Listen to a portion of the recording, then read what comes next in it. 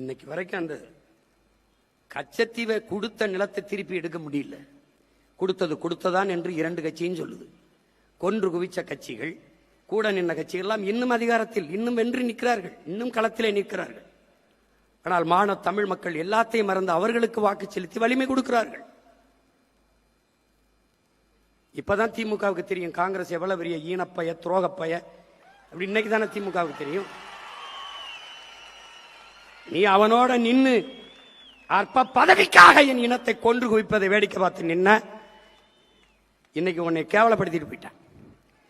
ராகுல் காந்தி ஐயா ஸ்டாலின் கூட ஒரே மேடையில் ஏறல, உன்னை அவமதித்தார் உங்களை. ஆனால் பதவி ஏற்புக்கு வந்து பக்கத்தில் இருந்து பல்லிடிச்சுக்கிட்டு இருக்காப்ல. அந்த 5 சீட்டு அற்ப சீட்டு திமுக காரன் போடலைன்னா மானரோத்தோட இருந்து தோத்து போய் வெளியில் நின்றுப்பான். போட்டு அவனை வெள்ள வச்சு அங்க போய் அவன் நிக்கிறாப்ல. பதவி இருக்கும்போது தீய சக்தியெல்லாம் தூய சக்தியா மாறிடுச்சு. வந்துட்டாப்ல. தீய சக்தியின் வாக்க வாங்கி எங்க ஊர்ல கீரை ஆகும், கீரை சாறு ஆகாதும்பாங்க. புரியுதா? கீரை சாப்பிடுவான், கீரை சாறு.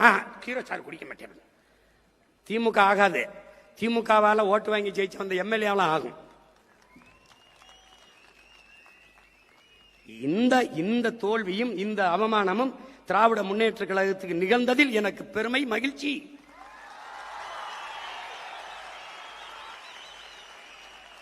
நீ செத்த பணத்தை தூக்கி சுமந்து சுமந்து உயிர் கொடுத்துக்கிட்டு இருந்தா, இல்லைன்னா அன்னைக்கே 10 ஆண்டுகளுக்கு முன்னாடியே புதைச்சிருப்பேன். நான் புதைச்சிருப்பேன்.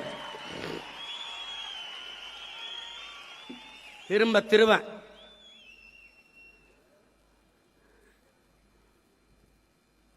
கொடுமை கொடுமை. எப்பமா போதிக்கும் போது புரியாது, பாதிக்கும் போதுதான் புரியும்.